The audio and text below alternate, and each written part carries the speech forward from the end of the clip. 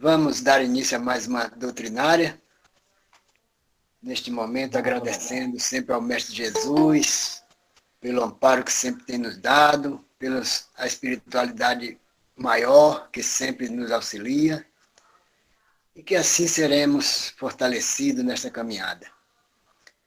E na noite de hoje, nosso amigo, colaborador da nossa casa, através das lives, trazendo a mensagem com o título Morte e Desencarnação, e que possamos rogar ao Mestre Jesus, que todos nós possamos entender e sentir essa força interior que vem cada vez nos fortificando, nos mostrando o verdadeiro caminho, e que possamos, com a fé no Mestre Jesus, vencer as barreiras que às vezes não queremos, mas que é necessário para a nossa experiência terrena.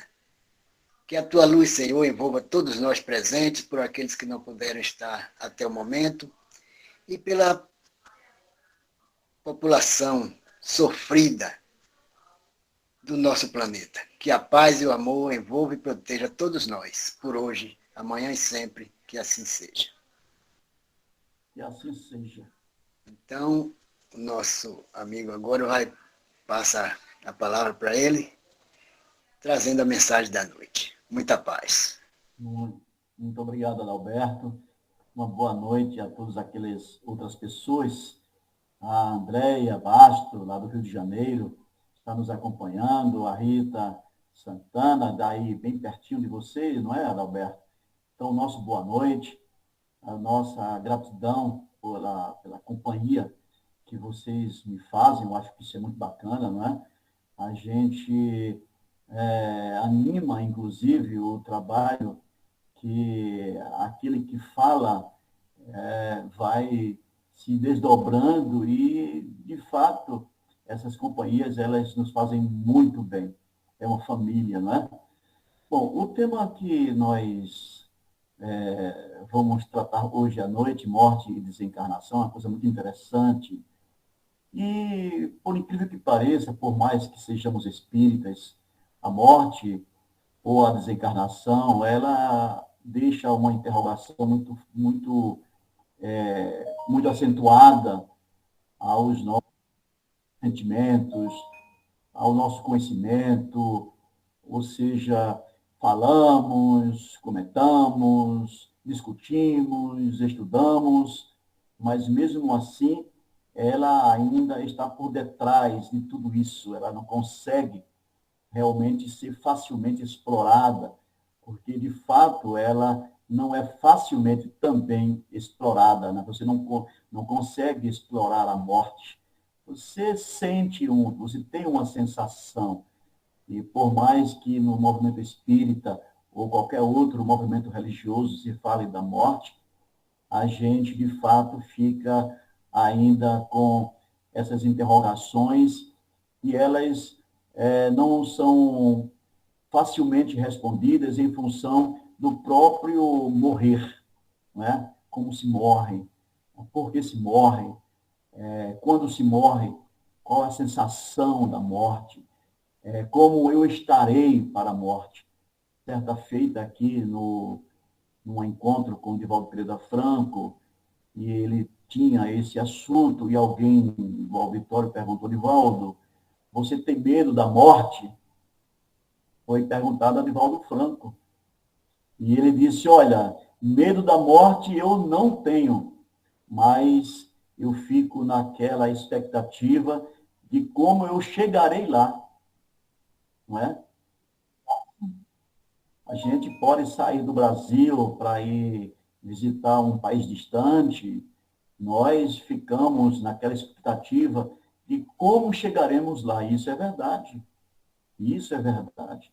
Às vezes nós recebemos uma notícia de que alguém vai nos visitar, trazer um presente, uma informação, alguma coisa, e naturalmente isto também deixa a expectativa. O que é que eu receberei, não é? Então, a gente fica numa condição de profundas expectativas da continuidade da vida. E morte, a gente sabe que é processo, apenas processo, né? Faz parte do estágio da vida, da vida.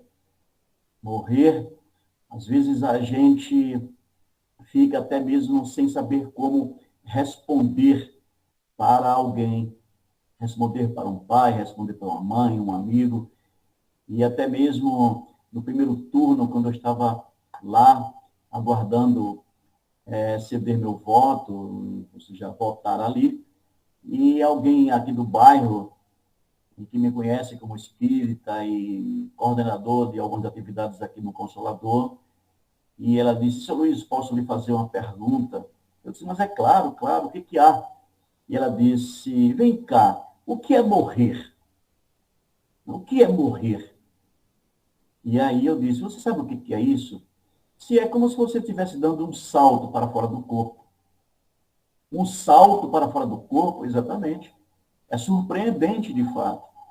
Então, é como se você estivesse dormindo e você entrasse no seu sono. E dentro desse sono, que é uma atividade fisiológica, então nós vamos começar a nos sorver, né?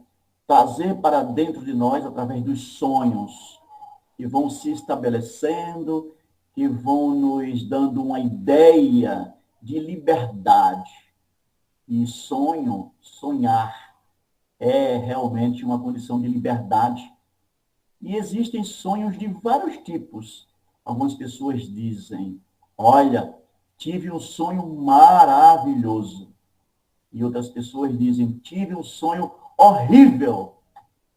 E aí, então, entre uma coisa e outra, a gente não sabe explicar o sonho. Não sabe explicar o sonho. A gente vai para um psicólogo, para um psiquiatra, procura um espírita, procura um padre, um pastor, o que for. Cada um vai dar aquilo que ele tem de conhecimento, mas é um conhecimento muito vago, muito vago. E essas histórias, esses encontros para tratar sobre a morte, é como se nós estivéssemos realmente lendo um livro, fechando as suas páginas depois de alguma citação, de algum capítulo realmente que nos deixa assim tão cheios de ideias, cheios de sonhos, e aí a gente fica se perguntando: meu Deus, será que é assim mesmo? Não é? A gente assiste filmes, tantos filmes aí da ciência e tal, e então, mesmo assim, a gente ainda não está convencido do que nós estamos falando. E aí eu pergunto a vocês: o que vocês acham disto? Será que é assim mesmo? Será que a Dirce tem alguma coisa, aliás, a Darcy tem alguma coisa para falar para a gente? A Rosélia, a Andréa Bastos, ou seja, todos nós estamos nessa mesma estrutura das nossas ideias. Será que a morte, ela, para nós, é uma expectativa? E eu faço essas perguntas em função do próprio espírito Manuel Filomeno de Miranda, que foi aquele que passou para a mediunidade de Valdo Pereira Franco algumas questões que eu ali alinhei em praticamente 8 questões para a gente discutir aqui, que é muito interessante, mas ainda assim nós ainda temos algumas outras questões também para levantar. E aí eu pergunto, volto a perguntar: e então, qual é a posição de vocês? Qual é o sentimento de vocês com relação à morte? Realmente a morte é como se tivéssemos de dar um salto para fora do corpo em espírito? Será que é isso? Vamos conversar. Sala fechada, estudo pronto. Eu tenho certeza que cada um de nós tem alguma coisa para dizer. Olha, eu não sei, nunca tive essa experiência de morte. Eu estudo Espiritismo, mas ainda eu fico pensando: meu Deus, como é que é isso mesmo? E então, o que dizem vocês? A morte é uma incógnita ainda para todos nós, A gente tem assim um direcionamento do caminho, mas não sabemos o momento, não sabemos de que maneira vamos. Ela vem sempre com uma desculpa, mas todos nós sabemos que ao nascer temos uma volta, porque nós não somos daqui do mundo terreno, viemos do mundo espiritual e para a nossa verdadeira pátria vamos voltar. De lá trazemos a essência que praticamos na existência anterior e em outras passadas, ou então o mal que trazemos. E daí vamos aqui vivendo essa nova existência, procurando trabalhar, melhorar a nossa condição moral, a nossa condição espiritual, seguir o caminho ensinado por Jesus, que é o caminho do amor, e que para nós ainda está muito complexo, porque nós estamos ainda com as montanhas dentro de nós, e que Jesus pede que a gente tire essas montanhas, que é o ódio, a vaidade, além do que a gente pode ter, porque todos nós ainda temos uma faixa de cada coisa dessa. Mas tem uns que já está bem ainda apegado. Às vezes eu ouço, eu também já falei há muito tempo, que perdoar alguém que me fez mal, jamais. Só que depois eu vi que a coisa não é assim. Então, quanto mais a gente vai ficando livre dessas amarras, a morte torna-se mais fácil. Porém, é o que você falou aí. A gente saindo daqui para lá não sabe o que é que vai encontrar. Já temos uma noção que aqueles irmãos queridos, que faz parte do nosso laço espiritual, não é do nosso laço consanguíneo, estão lá à nossa espera para receber com muita alegria.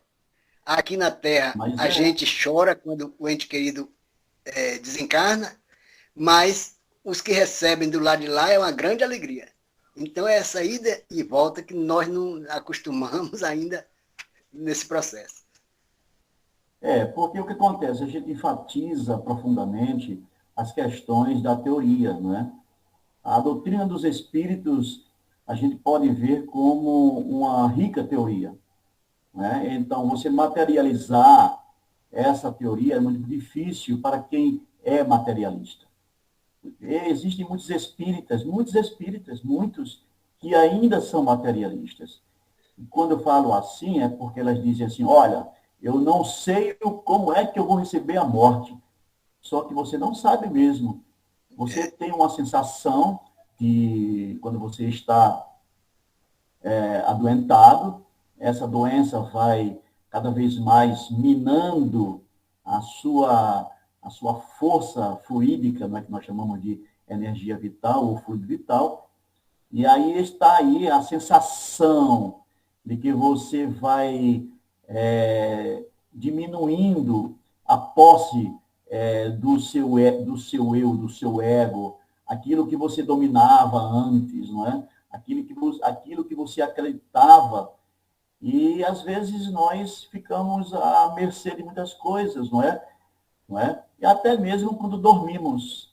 Vamos dormir, entramos no sono fisiológico, mas quando acordamos desse sono fisiológico, nós começamos a dizer, olha, eu tive um sonho maravilhoso, ou um sonho difícil. E é muito interessante que em Mateus, Jesus faz comentários entre sonhar e morrer. Ele diz que é muito semelhante. Quando se sonha, de fato, está vivendo um processo sonambúlico fora do corpo, uma libertação, não é? E aí, então, essa experiência além do corpo, ela exatamente é aquilo que a morte prenuncia. A morte prenuncia, ou seja, se prenuncia, olha, eu estou aqui.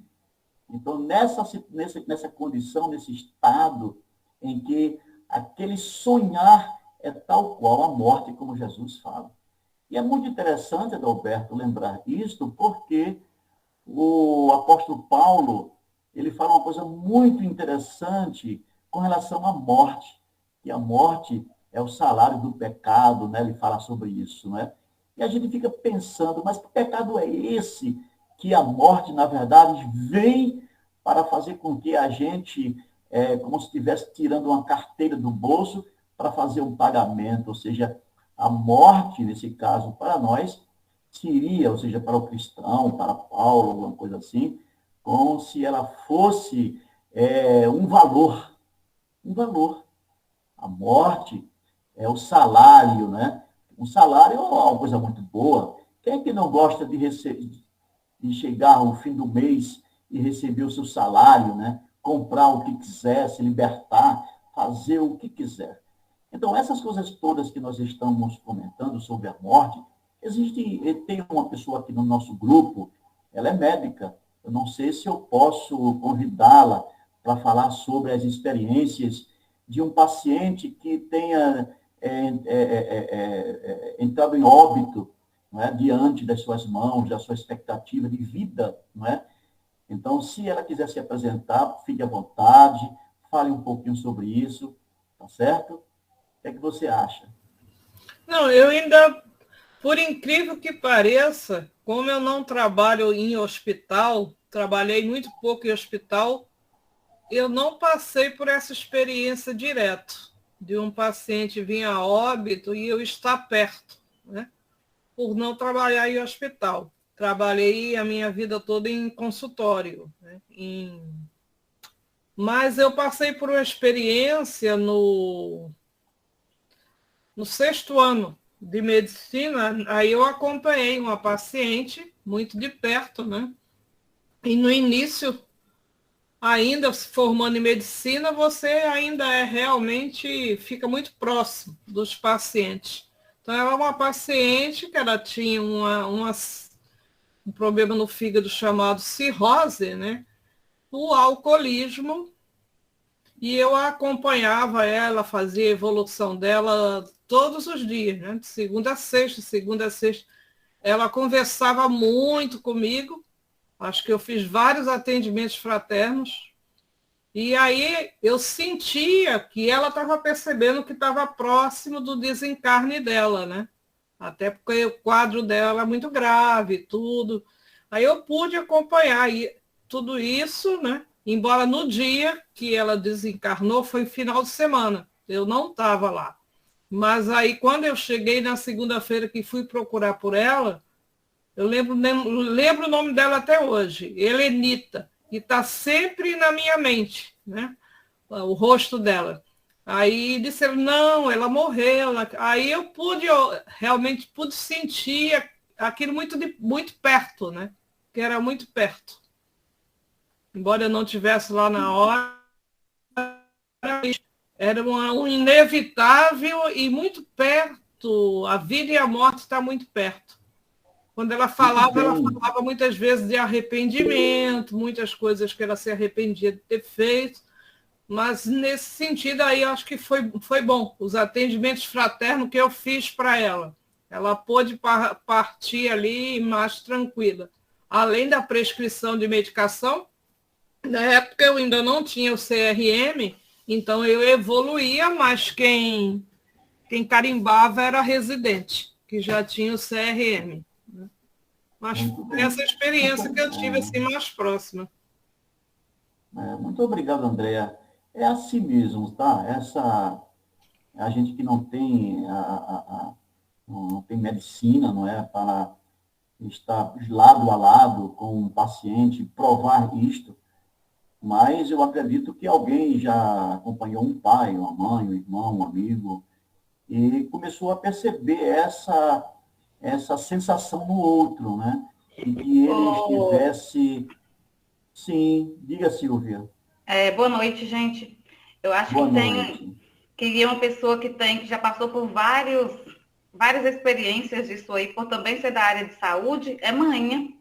Eu acho que ela pode dar um depoimento muito bom aí para a gente, esclarecer isso, que ela trabalhou na área de saúde por muito tempo, acompanhando isso tudo, passou por várias mortes em mãos, vários. Então, deixa ela falar. Pois é. Pois bem, Darcy, fica à vontade, Darcy. Gente, entre todas que eu passei, teve uma que eu não entendia nada do espiritismo na época, apesar de ter um médium lá no hospital que trabalhava, doutor Epaminondas.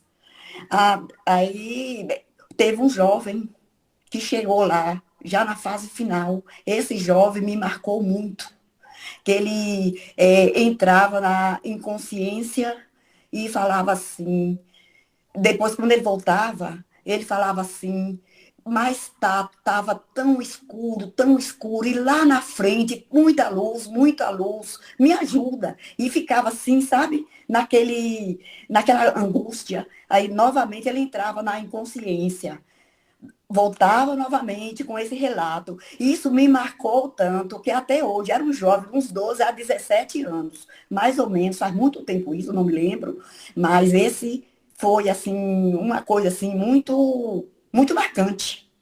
Entre ele, Legal. teve muitas Bom, outras histórias também, inclusive no centro cirúrgico, pacientes que relatavam algum fato, alguma coisa assim, que já tinha ocorrido com eles, ou quando saía do centro cirúrgico, eu fiquei muitos anos trabalhando só dentro do centro cirúrgico, e quando saía, eles relatavam, quando se submetiam à anestesia geral, porque aí não fica consciente, né? Aí eles relatavam o que eles viram, o que eles encontraram, como foi, contava que viam pessoas e fazia. Eu falei, meu Deus, será que está delirando? Eu não entendia nada do espiritismo. Falei, será que está delirando? Que tinha aquelas pessoas de branco, que estava perto dele, que ele via tudo, e que estava inconsciente, estava sob anestesia geral. Aí, depois que eu comecei, assim, a aprender um pouquinho, sabe? Foi que eu fui entender o porquê daqueles relatos. E teve muitos relatos. muito bem, Darcy. É assim mesmo. Tanto o seu relato, Darcy, como o da Andréia, a gente pode chegar e começar a entender a nossa palestra de hoje, que o tema é morte e desencarnação, e aí então vocês duas se relataram a morte, ok? A morte, aquilo que se vê, aquilo que se deixa de estar vivo à nossa frente, não é? Alguém que está acompanhando um parente, um amigo no hospital, e de repente o sopro da vida, o respirar, quando ele se desfaz, não é? E existem muitos relatos em alguns livros espíritas, e quando o espírito ele abandona o corpo, ele chega a perder aproximadamente 2 gramas. 2 gramas. Já pensou? O corpo pode estar pesando ali, vamos dizer assim, 100 quilos fechados, né? 100 quilos fechados. Então, ele ficaria com aproximadamente, esse corpo ficaria com 99, menos esses 2 gramas, não é, de peso. E isso não foi uma experiência feita somente uma vez, não é? O Ernesto Bozano, que é esse pesquisador já desencarnado há muito tempo, italiano, ele fazia essas experiências.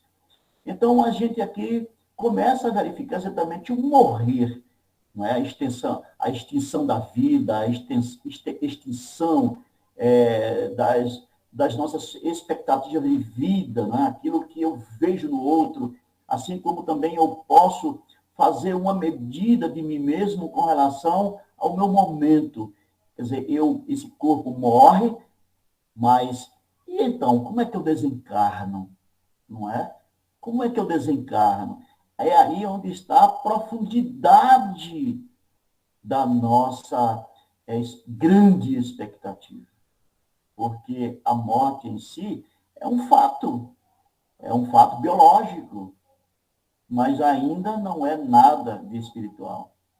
O caso lá do espiritual é quando você desencarna.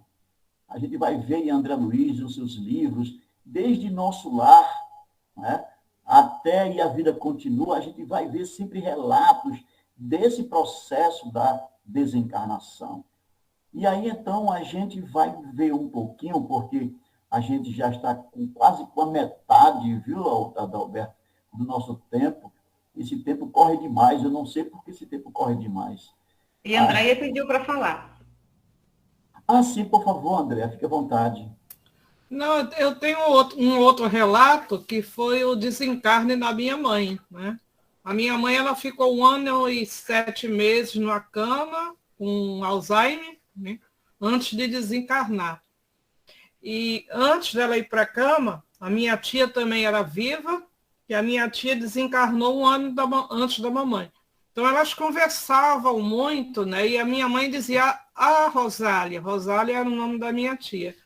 Eu tenho muito medo de morrer, eu tenho muito medo. Aí minha tia dizia para ela, não, Lucila, não tenha medo, deve ser igual a tomar uma anestesia, né? Aí realmente, no dia que a mamãe desencarnou, eu não estava no Rio, mas a cuidadora que estava com ela não seria minha afilhada. Então, a minha afilhada, ela trocou de dia. Nesse dia, quem estava foi a minha afilhada. Minha mãe desencarnou no 7 de setembro de 2012. Aí começou a sentir um cheiro de éter. Um cheiro de éter como se estivesse num hospital. E ela dizia, não, mas não é possível. De onde vem esse cheiro de éter? Aí, depois de um tempo, aí ela chegou perto da mamãe, aí tomou o pulso, viu que a mamãe já tinha ido, né? A mamãe realmente partiu. Ela foi partindo aos poucos, até que no dia que ela partiu, foi o restante da vela que se apagou. Aí, na minha tela mental, né, eu vi a seguinte cena, porque o meu pai era médico, e muitas vezes a mamãe dizia assim, eu estou no hospital, e ela ficou realmente com cama hospitalar, né, porque ficou muito magra, para proteção de escara, tudo isso, ficou com cama hospitalar. Aí a gente até dizia, não, dona Lucila, não está no hospital, dona Lucila, está na sua casa, mas olha só, ela realmente estava no hospital espiritual. Provavelmente a maior parte do... Ela estava mais para desencarnada do que no corpo físico, né? E aí eu vi, pode ter sido fantasia da minha cabeça, mas não foi. Porque eu vi os médicos todos, ela foi realmente privilegiada. Eu vi 2 médicos na cabeceira dos pés, vi mais 2 médicos na cabeceira onde tinha o rosto dela, e vi mais um outro médico botando a tal máscara, que a minha tia dizia, Lucila, é igual a botar uma máscara, porque naquela época da mamãe era éter mesmo, eles botavam lá o da máscara, não era na veia como hoje em dia que é rápido, e você não sente aquele sufoco, era meio sufocante, na época que o meu pai era cirurgião. Então é essa a experiência que eu tenho a relatar.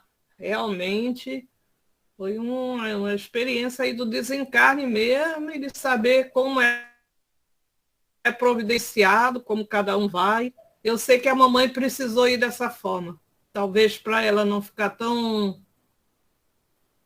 A forma, ela entender que ela estava indo. Foi essa anestesia aí, entre aspas, né? Anestesia entre aspas.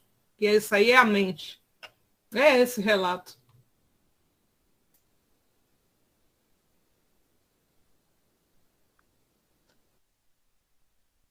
Então, gente, meu nome é Dirce, boa noite. Então, eu acho assim, né, nós espíritas, nós estudamos, né, reencarnação,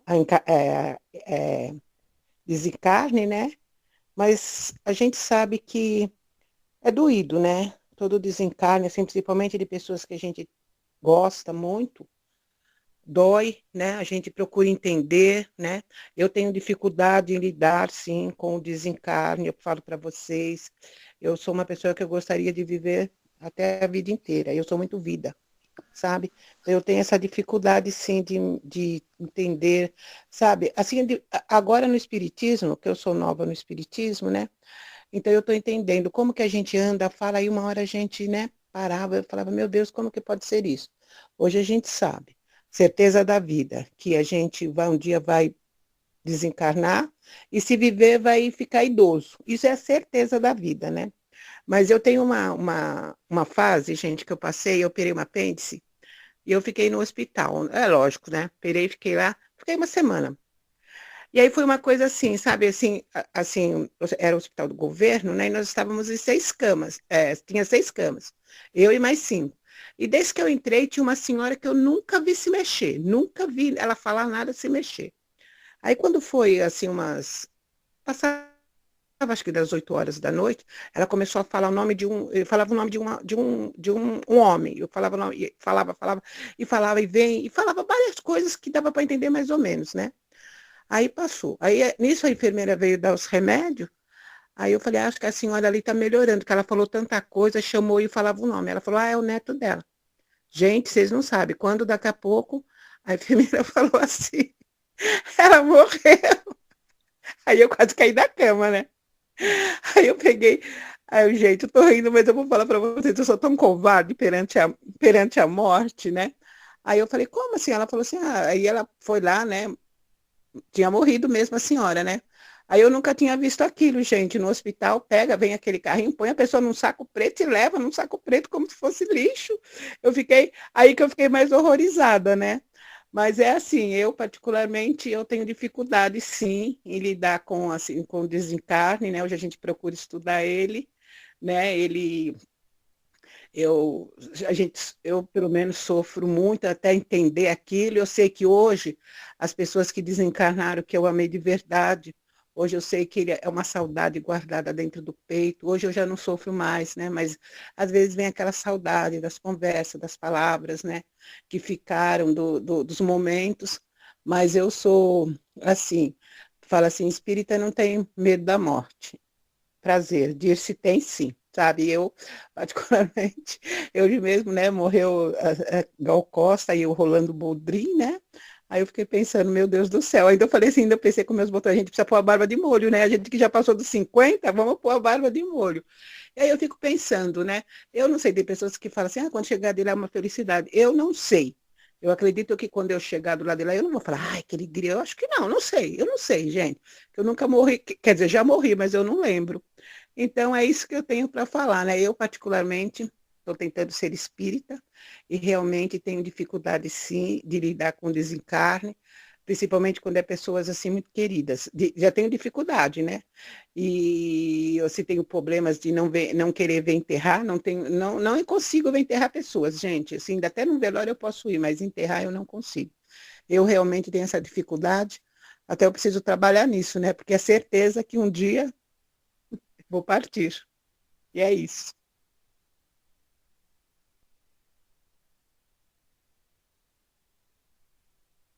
Está fechado, Está tudo Conde. fechado, Luiz. Desculpe. Bom, não existe idade para morrer. Tá? Não existe. A gente vê crianças que elas nascem e já estão morrendo. Não é? Já estão morrendo. E daquela morte ela desencarna logo. Não é? Então, a sensação da vitalidade corpórea não é a sensação da vitalidade do perispírito. É diferente. E aí, então, o que acontece? Se desencarna, se morre até com mais de 100 anos, né? 110 anos, a minha avó mesmo, de criação, Virgínia, ela chegou a desencarnar com 107 anos. E era uma preta velha, certo? Muito forte, uma Virgínia. Ela nos criou, na verdade. E aí, então, o que acontece é que nós soubemos, vovó morreu, não é? Mas aí ninguém pergunta, e vovó desencarnou? Então, quando se desencarna, disse, e a questão ainda muito importante com relação ao medo da morte, na verdade, isso é para nós positivo demais, em relação de que eu tenho responsabilidade com o meu corpo. Então, essa sensação é isto. Segundo Chico Xavier, diz que ter medo da morte é ter morrido muitas vezes e não ter percebido ela, não ter se preparado para ela.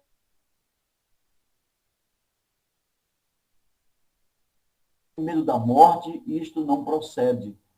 Se a gente ouve isso no centro espírita, de palestrantes, essas coisas todas, eu não acredito que seja assim, porque eu já convivo no meio espírita, e eu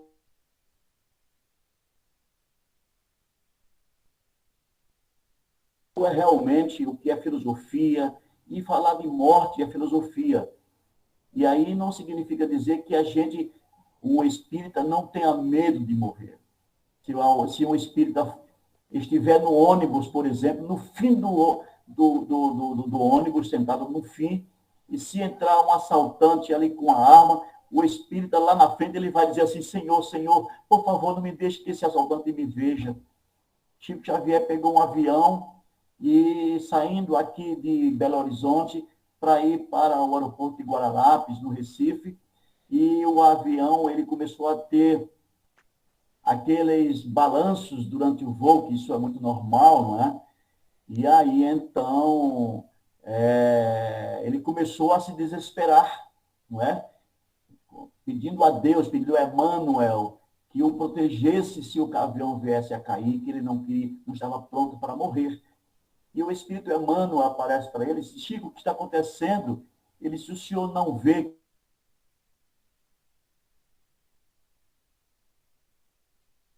Proteja esse avião, não deixe que eu morra.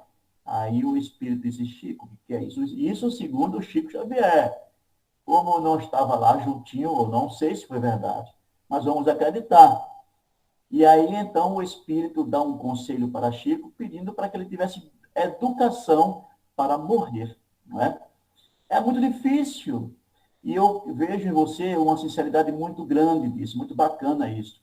E aí a gente vai tentar trazer um pouco do espírito Manuel Filomeno de Miranda, porque esse assunto é muito extenso, é muito bacana, tem coisas maravilhosas para a gente verificar, não é? Porque, por exemplo, o tema morte e desencarnação, ele vai ser encontrado no livro Tema de Vida e Morte, não é?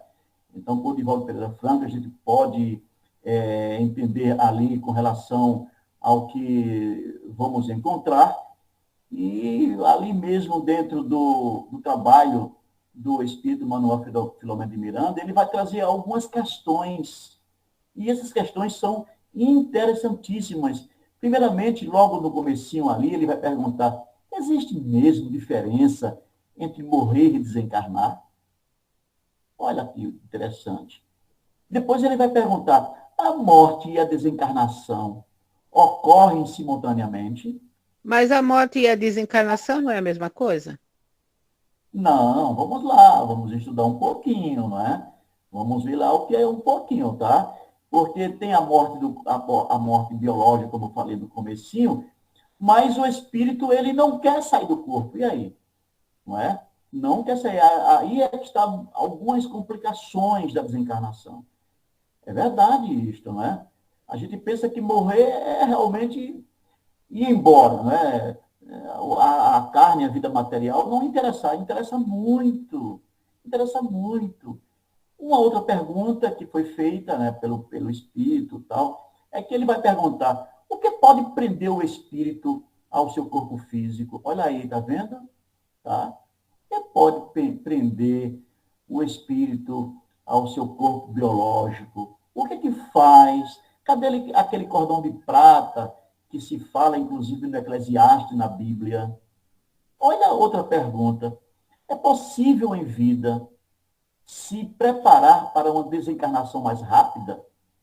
Então, a gente começa a fazer uma avaliação da gente, depois que nós batemos nesse papo maravilhoso, trouxemos as nossas próprias experiências para refletir sobre isso, que é muito interessante. Aí a gente vai verificar uma coisa com relação a essa desencarnação. Aí você vai ver. Então, essa desencarnação, ela ocorre quando o espírito se despreende do corpo físico e de suas influências. Aí eu pergunto a você: qual a diferença do corpo físico e as suas influências? A pessoa tem carros, tem casas, tem bois, tem negócios, tem dinheiro, e ela está vendo que está perdendo tudo. E aí a desencarnação, ela se torna muito difícil, muito delicada por causa dessas influências. E aí a razão da cessação da vida orgânica, que é essa morte biológica, né? Então, vai conservando o seu perispírito. Ele conserva ali como sendo a sua maior natureza. Não, ninguém quer perder. E esse perispírito, ele, como é um envoltório semimaterial, ou seja, semelhante ao corpo físico, tá? Vamos chamar de semelhante, mas é o corpo físico que é semelhante ao perispírito. Então, já que sabemos que é isso, então esse espírito que está unido ao corpo físico é o que, na verdade, se espera que volte à vida espiritual. E a morte é apenas a destruição do corpo físico, que é o envoltório mais grosseiro. Então, é aí que a gente vai começar a ver essas diferenças, né? Na Bíblia, a gente vai encontrar muitas mortes, tá certo? Muitas mortes e poucas desencarnações. Com Jesus Cristo, é quando a gente começa a verificar essa desencarnação. E vocês podem observar essa desencarnação quando a gente estuda a parábola do rico e Lázaro. Estude direitinho a parábola do rico e Lázaro, não é? Ou seja, o rico, como ele vivia as influências do corpo físico aqui na matéria, ele, na verdade, partiu, ele morreu, mas ele sabia que desencarnou. E as influências do mundo material estavam ali interferindo muito na vida dele. Assim como também dos 5 irmãos que ele havia deixado na terra, a ponto dele pedir ao pai Abraão que fizesse todo o possível, que mandasse alguns espíritos. Olha lá como Jesus era espírito. Eu acho que Jesus já era kardecista, com certeza. Aí, então, o que acontece é que a história que Jesus conta é que o rico pede a pai Abraão que envie alguns espíritos para informar aos 5 irmãos que o rico tinha, que ainda viviam se galateando como ele aqui na terra, para avisá-lo, olha, manda esses espíritos para dizer para os meus irmãos que a vida espiritual é real. E enquanto que Lázaro, um pobre coitado aqui na terra, então ele é recebido no seio de Abraão, ou seja, no seio da verdade, da lógica, do bem, do amor. E o Lázaro, o pobre, ele, na verdade, não sofreu as contingências das influenciações terrenas. Então, está aí esse processo que Jesus conta, do processo desencarnatório. Ou seja, tanto o rico como o pobre, eles morrem, chegam no mundo espiritual e começam a realmente a ver, a se encontrar com a realidade da vida como ela se faz. E aí, então, o espírito Manuel Filomeno de Miranda, eu tenho que correr porque só faltam 16 minutos, então a gente vai verificar uma coisa muito interessante, não é? Mas, para lembrar como funciona essa morte, eu sugiro que vocês leiam o livro A Gênese, de Allan Kardec, no capítulo 11, item 18, ok, gente? Só que esse capítulo, ele começa no item 17 e vai até lá o item 36 ou 35, por aí assim. Estudem isso aí para vocês verem uma coisa. Mas no Livro dos Espíritos, na questão 68, tem uma coisa muito interessante que a gente também pode buscar para as nossas referências.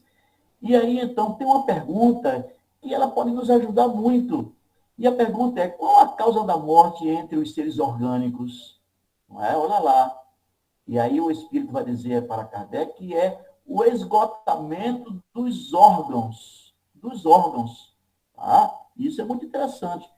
Aí, então, a gente vai pegar um pouquinho do Espírito Manuel Filomeno de Miranda e ele vai dizer para a gente uma coisa muito interessante. Primeiramente, que etimologicamente, morte significa cessação completa da vida do homem, ou do animal, ou do vegetal, tá certo? Aqui, nesse mundo físico. Ou seja, ele não pertence mais ao mundo físico. Ao mundo físico. Mas será que o mundo espiritual está distante, está longe desse mundo físico? ou está tão juntinho da gente que o espírito não consegue se separar. Os espíritos, como Kardec disseram, que a maioria absoluta dos que morrem na Terra não conseguem desencarnar, porque ficam presos àquelas circunstâncias que a gente viu logo no comecinho. Uma outra coisa que o espírito Manuel Filomeno de Miranda traz para a gente, naquele capítulo sobre morte, sobre morrer e desencarnar, é que, genericamente, a morte é apenas transformação, gente. Morte é transformação. Tá bom? E realmente é claro que é isso, né? Isso a gente vai ter que estudar mais, o tempo da gente é muito curto, temos muita coisa para conversar, a gente devia transformar as nossas palestras em seminário, pelo menos de 2, 3 horas aqui, porque ficaria mais fácil a gente bater papo, a gente conversar, trocar ideias. Isso é que é maravilhoso.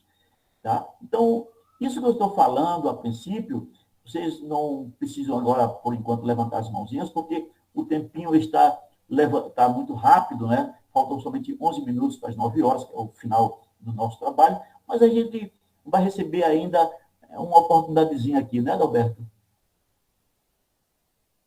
Tem uma moratóriazinha para... Ah, muito bem, legal, obrigadão. Aí, então, gente, a gente vai ver uma coisa muito interessante, que ele vai falar o seguinte, que morrer, do ponto de vista espiritual, nem sempre é desencarnar. Isso o espírito Manuel Filomeno de Miranda diz isso, olha aí, está vendo disso? Olha lá. E aí, então, isto é liberar-se da matéria e de suas implicações. Então, o Espiritismo nos facilita muito esse entendimento. Então, a grande prova do Espiritismo é o equilíbrio que existe entre os espíritas. Mas isso não impede que ele tenha receio de desencarnar. Uma pessoa, quando está, por exemplo, com uma dor de cabeça, uma dor de ouvido, ele tem medo de morrer. Né? Nenhum espírito, até hoje, do meu conhecimento, honestamente, nunca disse para mim que, na verdade, não tem medo de morrer. Aí ele disse, Luiz, não é fácil, não. A gente fala, mas não é assim, não. Aí, então, o que acontece? A desencarnação, segundo o espírito Manuel Filomeno de Miranda, ele diz que é o fenômeno de libertação do corpo somático. O corpo somático é esse corpo físico que nos reveste, não é? E que pertence à parte do espírito que, por sua vez, se desimanta, ele se larga, né, dos condicionamentos e dos atavismos materiais. Que atavismo é esse? Olha lá, meu marido, meu carro, meus negócios, minha vida, meus sonhos, minha televisão, minha casa. Isso, na verdade, são coisas que nos imanta, ele se cola. E quando ele fala, o Espírito fala dessa desimantação, é exatamente aquilo que nós temos que, com o Espiritismo, entender exatamente o processo diário, todos os instantes, minuto a minuto, segundo a segundo, de compreender como é o fenômeno da matéria sobre o Espírito. E realmente é um fenômeno que não é fácil. Não é fácil. Olha, eu estou na doutrina, já fazia agora em abril do próximo ano, contadinhos 47 anos de Espiritismo. E o Espiritismo que eu procurei foi de estudo mesmo, tanto científico como filosófico, não é? Para estudar realmente essa legalidade, essa coisa que faz com que a gente se diga vida. Eu sou vida, você é vida, e somos vida, não é? E essa vida, ela é imortal em nós. Agora, a experiência material neste corpo de carne, aí é que faz a diferença. Por isso que estamos estudando, tá? E aí ele vai também dizer que a morte é um fenômeno biológico, como eu também já havia dito. E ele vai ser o término da etapa física. Olha aí o trabalho físico com morte. E aí essa situação, ela se dá no início do novo estado de transformação molecular. E isso é verdade. É só vocês estudarem o capítulo 13 do livro Missionários da Luz, quando o espírito herculano, que é o grande responsável da reencarnação de Segismundo ao lado do espírito Alexandre, que passa para André Luiz todo o processo, todo o fenômeno do nascer de novo, como disse Jesus, e a gente vai compreender realmente o inverso desse nascimento, né? Que é a desencarnação. E aí essa desencarnação real, ela só ocorre depois do processo que a morte orgânica ou biológica, ela acontece. Olha como é interessante. Então, precisamente, é necessário que a morte biológica, primeiramente, aconteça, para que venha a desencarnação. E essa desencarnação, ela é lenta, gente. Ou seja, se a morte biológica ela é difícil para nós, a gente tem uma sensação de que dói, não dói. Morrer não dói. Segundo muitos espíritos e outras pessoas que já tiveram crises, inclusive aqui mesmo comigo no magnetismo, e essas pessoas disseram que morreram. Mas quando elas retornam, elas dizem, puxa vida, que coisa boa é essa? Eu vou contar um casinho daqui a pouco para vocês, que é rapidinho, e somente para eu também contar meu caso. E a morte, como a gente sabe, que é uma ocorrência inevitável. Inevitável. Está para o homem, está para a árvore, está para o animal, na sua escala imensa. Porque a vida animal é uma escala gigantesca. Gigantesca. Se a gente for somar, gente, é maravilhosa. E isso em relação ao corpo. E aí a gente vai verificar os acontecimentos de muitas ordens. Não é igual, a morte não é igual para mim, não é igual para a Andréia, não é igual para você, Darcy, não é igual para Adalberto, não é nada. Para minha esposa, meus netos, meus filhos, não é igual. Cada um tem os seus próprios deveres em si e interesses pela vida, né? Interesses pela vida, não é a vida espiritual. A gente vê no nosso planeta gente muito mais preocupada, praticamente, por exemplo, 98% a 99% só assim, preocupadas com a sobrevivência. Né? Trabalha para comprar carro, trabalha para trocar de casa, trabalha para fazer cirurgia aqui, trabalha para a beleza, trabalha para tudo, para viagem e tudo mais, mas esquece de comprar um livro para aprender a morrer. Isso o Espírito Manuel Filomeno de Miranda, ele vai tratar sobre o assunto. E aí, então, o que acontece? E aí, as situações dessa morte, com essas ocorrências inevitáveis, ele vai dizer ainda que tem uma interrupção a partir dos veículos de preservação, que é esse aqui, ou seja, o veículo de preservação com relação à sustentação, à manutenção dele, são as nossas preocupações de todos os dias. E Jesus fala que nós não devemos nos preocupar, mas Jesus não ensinou. Ô, Senhor, o que é que eu não devo me preocupar? O Senhor está dizendo, olha, não vos preocupeis com o dia de amanhã, não devemos nos preocupar com a roupa que me veste o corpo, que eu não devo me preocupar com isso, mas a vida precisa disso, porque nós nos sustentamos disso. E é preciso que a gente realmente tenha carinho pela vida, tá certo? Mas saber ter um comportamento justo para não se apegar à minha roupa, meu sapato, à minha comida, meu marido, ao meu fogão, à minha cozinha. Não. Devemos ser extraordinariamente espontâneos, como eu disse aí no curso da semana passada, que a Andréa não estava presente, que foi na quinta-feira, e aí a gente vai verificar isso. E aí, então, o que acontece? Quando essa morte chega, normalmente, segundo o Espírito, em consequência da ruptura do fluxo vital que se origina do ser espiritual anterior, portanto, à forma física. Esse ser espiritual anterior à forma física é aquilo, como o estudo que eu estou sugerindo, que se veja lá em André Luiz, no livro Missionários da Luz, que pode até ler inteiro, é um livro muito bacana, muito de reencarnação, de morte, que ele fala maravilhosamente sobre isso. E o Espírito, por fim, a partir do capítulo que, na verdade, não foi sugerido morte e desencarnação, ele vai dizer que a desencarnação pode ser rápida, ok? De acordo com aquilo que eu me prendo, por exemplo, ou não, logo após a morte. Olha aí, diz. Ou se alongar em estado de perturbação. Porque eu conheço situações de um espírito que ele já estava há mais de 2000 anos desencarnado e nunca encontrou a própria morte. Imagina. Imagina isso. No livro de... no livro sobre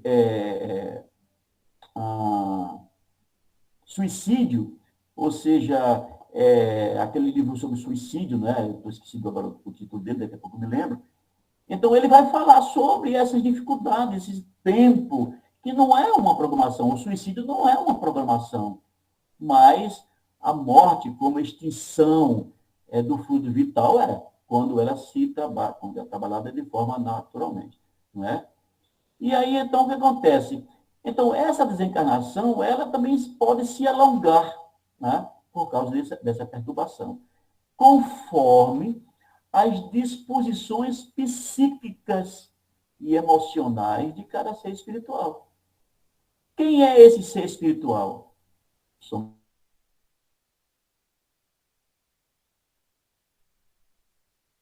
a Irlândia, todos nós aqui, todos nós. Eu vejo, quando eu convivo com meus grupos, eu tenho muitos grupos, tenho um grupo físico, tenho o meu grupo virtual, e aí, então, eu estou envolvido em cada grupo desse e observando os meus pares. Ou seja, os meus pares são os meus amigos, a minha família, as pessoas que convivem comigo, que dividem comigo. E eu estou verificando como se eu fosse um observador da vida. Então, eu gosto de ser assim, observando. E aí eu passei por uma experiência, gente, na quinta-feira da semana passada. Todo mundo de vocês aqui conhece que existe aqui em Salvador um hospital que foi construído por Irmã Dulce, né? Esse hospital, hoje, ele é muito grande, né? Para vocês terem uma ideia, o custo de manutenção mensal é de milhões. É de milhões, vocês sabem disso. Recentemente, a própria diretoria do hospital estava precisando de 100 milhões para manter funcionando o hospital. Era muito difícil esse dinheiro. Aí veio um, veio outro, tal, e conseguiu trazer. Eu tenho médicos, amigos aqui que moram em Salvador, né, na época, principalmente quando eu morava lá em Salvador, mas esses médicos deram sua cota de colaboração ao Hospital Irmã Dulce, e, na verdade, você sente uma vibração espiritual ali. É incrível. Mas não é fácil. Então, uma pessoa, que aqui eu não vou relatar o nome, me pede para que eu verifique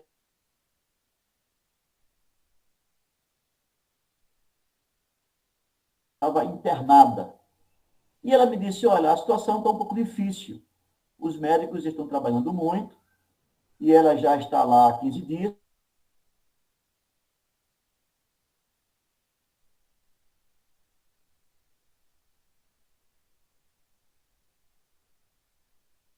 Tá? Eu estava lá, estava viajando. E foi negócio de 11 horas quando você ligou. E aí, então, o telefone ligou, o celular tocou ali, eu fui ver só a mensagem. Mas eu não olhei a pessoa que estava me ligando, que era você. Ou seja, me ligando não, mandando a mensagem. Eu li a mensagem e pronto, eu me animei, bom, vou trabalhar essa pessoa agora, eu vou ver como é que é, quando eu chegar em casa, eu ligo para ela e tal. Mas o trabalho hoje foi extenuante, foi muita doação, né? Muita doação. Mas na quinta-feira da semana passada, essa irmã, que é a presidente da casa que eu dou apoio todas as quartas-feiras, quando ela me pede para eu verificar o estado da irmã dela que estava lá no hospital da Irmã Dulce, e aí, então, no processo de tato magnético, o tato magnético é como as mulheres que antigamente utilizavam aquele ferro que botava carvão dentro, se lembram? Né? Enchia de carvão ali, e aí as mulheres lambiam a mão, o dedo, né? a parte, para ver se verificar se a base do ferro já estava pronta para passar, né? Vocês se lembram aquela coisa? Minha mãe fazia muito isso. Eu via isso, né, André? Exatamente. Mas o tato magnético ele não precisa tocar, porque é uma relação entre as forças celulares. Ou seja, a gente sabe que a célula tem energia. Ou seja, se o paciente ele tem trilhões de células ali, todas vibrando, eu também tenho a minha, não é? Mas só que eu estou em posição melhorada em relação à minha saúde. Então, eu tenho mais vantagem nisso sobre o paciente. Né? Quando o paciente está doente, os níveis de energia vital diminuem bastante. O soro, para vocês terem uma ideia, é uma coisa que, na verdade, recupera mais rápido o paciente. Aqui mesmo, no magnetizador, que está trabalhando os passos magnéticos, nós sabemos que quando ele entra em perda vital muito profunda, ele até pode ir pagar por uma admissão, tomar soro, que ele recupera mais rápido essa energia vital. O alimento também, a comida que a gente come, também nos eleva o nosso nível de energia vital. Aí, então, eu estava ali fazendo meu trato magnético com aquela paciente, à distância, eu aqui na cidade onde eu vou, que é lá perto de Alagoinhas. E aí, então, a cabeça dela estava ótima, tá? Os níveis de vitalidade estavam ótimos. Eu ia descendo para a altura do coração. Quando eu cheguei aqui no gástrico, já comecei a perceber uma diminuição dessa energia dela.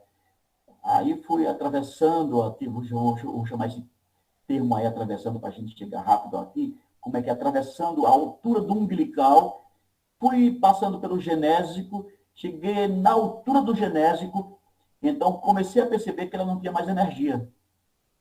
Não tinha mais energia. Como se diz que muitas vezes a morte começa pelos pés, isso é verdade, eu tenho visto isso. E aí, então, eu disse para a pessoa que havia me pedido para verificar o estado da irmã dela que estava lá. Eu disse, olha, está difícil. Eu não encontro mais energia de sustentabilidade para a vida dela. Ela realmente está numa situação muito difícil. Mas eu não disse para ela que ela ia morrer. Não disse. Porque isso é antiético. Eu não vou falar sobre isso. Não é isso, pela minha experiência de muitos anos sobre isso, eu tenho que ser comedido das minhas palavras. Eu apenas disse, tua prima, tua pessoa lá no hospital está nas mãos de Deus, somente isso. Como nas mãos de Deus? Uma oração, alguma coisa assim. Ontem, ela me liga, ela disse, Luiz, a minha prima morreu.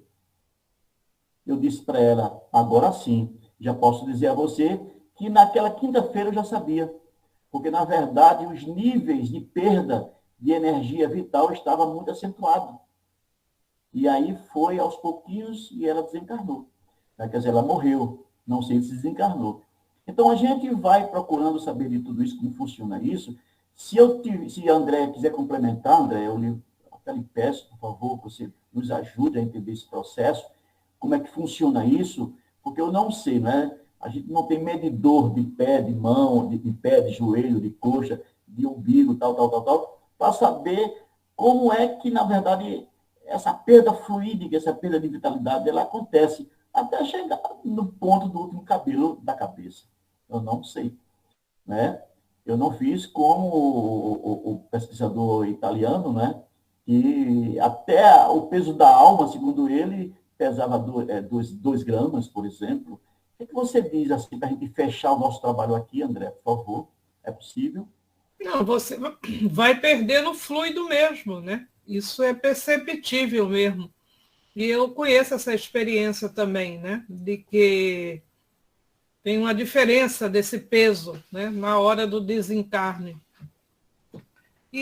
Então, por isso que aquelas pessoas que desencarnam numa idade já bem adiantada, né? Tem pessoas que vão até 100 anos. É igual é a vela que se apaga, a gente sabe disso, que vai perdendo fluido e tem aquela falência dos órgãos, né? Que a gente chama falência múltipla dos órgãos. Sim, todos os órgãos vão parando e é dada a morte Falência por múltipla falência dos múltipla órgãos, dos órgãos. É.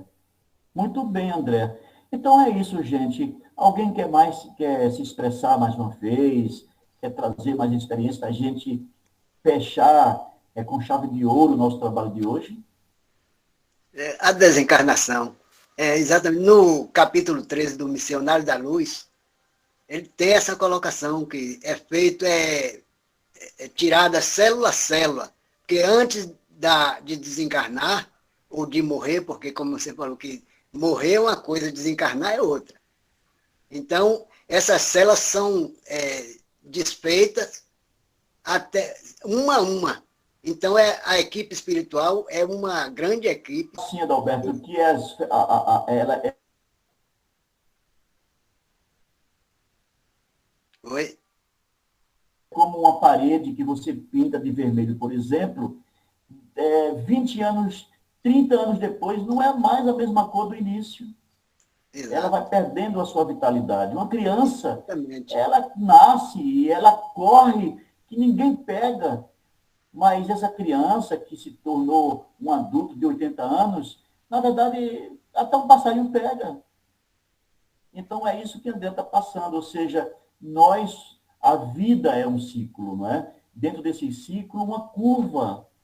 Ela surge com muita vitalidade, mas se prepara para o retorno dela, para ela se entregar, ela se desenvolver, não é? Quando a gente reencarna, a alegria está ali. Senhor, muito obrigado pela vida. Mas quando chega a morte, que é a preparação para o desencarne, obrigado também, Senhor, porque eu venci. Então, isso é um processo muito natural. E a gente deve estar olhando com bons olhos, né? Agradecendo tudo à vida, a Deus. A vida como está aqui, a vida física, não é fácil. Todos os dias um embate, uma luta, um novo olhar, um novo sentimento, alguma coisa nova que a gente ouve e abate o nosso coração. Amigos que muitas vezes são prestáveis e outros imprestáveis. Oportunidades tão maravilhosas e a gente perde e depois se arrepende porque não soube aproveitar. E a vida é assim. A vida é um todo. A vida é maravilhosa pelas suas funções, como ela faz. É como o planeta. Esse planeta é cheio de vida, é cheio de vento, cheio de raios, cheio de chuva, cheio de pessoas, cheias de maravilhas, mas também tem suas dificuldades naturais, porque a própria dificuldade faz parte da natureza do processo do evoluir, não é? Do perceber, do se instrumentalizar para na próxima existência a gente estar melhor preparado. Não é assim, Alberto? Então, aqui, gente, muito obrigado. Eu agradeço essa companhia de vocês, né? A presença maravilhosa da nossa amiga Andréia Basto. Ela é uma pessoa que a gente trabalha junto todas as sextas-feiras e que vocês também estão convidados a visitar o nosso grupo, tá, de estudo do Espiritismo, né? da ética espírita, né, que a gente faz, e a gente estuda um pouquinho de tudo isso. Então, eu fico muito feliz de estar assim na companhia de vocês, agradecendo a Deus por ter vocês como meus amigos. Não é? Então, está aí. Muito obrigado, Adalberto, que você me convidou, a Letícia, a Irlandia, a Dice, a Darcy, a Silvia, a Rita, que está aí com a gente, e a Andréia, né? E aos outros amigos que aqui eu não dá para ver aqui na tela do nosso computador. Dona Dice está com a mão levantada, não sei se ela esqueceu de baixar ou se quer fazer alguma pergunta. Esqueci de baixar, gente. Certo.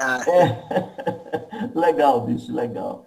Pronto, Adalberto, a palavra é sua, muito obrigado. Só temos a agradecer, né? Muito bem, muitos esclarecimentos.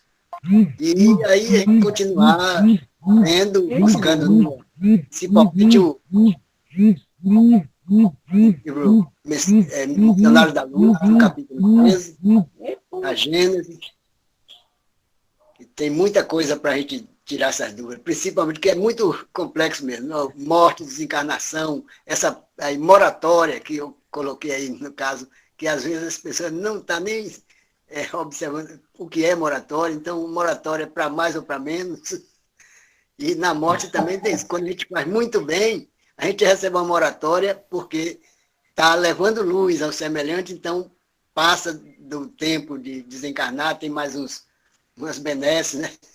Então isso é muito verdade. importante. A gente vai Tem aprendendo um filme que chama... É verdade, tem um filme que se chama A Vida é Bela. Assistam esse filme, A Vida é Bela. Não é muito bacana esse filme, porque retrata uma história particular durante a Segunda Guerra Mundial em Auschwitz. E um outro filme que é muito interessante, que se chama Uma Nova Mulher, que é muito bacana de assistir, é um seriado, que a gente vai verificar a vida dos dois lados, não é? A vida dos dois lados. E então outros livros também maravilhosos que a gente vai aqui relacionar, se quiserem, podem me procurar, se a senhora tem esse livro aqui, tem esse, e que fala exatamente isso que você está dizendo. A vida, de alguma maneira, gente, em todos os sentidos, ela é bela, porque vai ser sempre uma oportunidade de grandes aprendizados. Não é? Alguém tem uma dentição belíssima e, às vezes, come um naco de pão e aquele mesmo naco de pão chega a quebrar um dente. Imagina a morte daquela beleza. Ali dentro, pequenininho, que você podia fechar e sair falando com todo mundo, mas mesmo assim se incomoda lá dentro. Então, a vida é assim. A vida é bela em todos os sentidos e nós devemos realmente caminhar para que a gente sinta pulsar no nosso coração a beleza da vida que Deus nos deu. Tá? Pronto, então vamos ficando por aqui, não é? Muita paz a todos e peço para você mesmo fazer a prece final da doutrinária da noite. Muito bem, Adalberto. Então vamos lá, gente, fechar os nossos olhos e abrir o nosso coração, ok? Fechamos os nossos olhos e abrimos o nosso coração, dizendo assim: ó Pai amado, muito obrigado pelas oportunidades de todos os dias para aprender, para servir, para sentir, para doar. Obrigado, Senhor, quando aqui eu estou diante dos meus amigos a falar alguma coisa que presta, que serve, para que assim eu possa transmitir alguma coisa que é tua, mas que pertence também a mim, no sentido de vida física ou de vida imortal. Obrigado por todas as oportunidades que temos recebido todos os dias para que a vida seja estuante, que ela seja livre, que ela corra como um rio, em todos os sentidos. Muito obrigado, Senhor. E também digo para vocês, muito obrigado, Senhor, Alberto e senhores que estão aqui conosco. Muito obrigado. Que Deus nos ampare, que Deus nos fortaleça para o serviço de todos os dias. Que assim seja. Isso.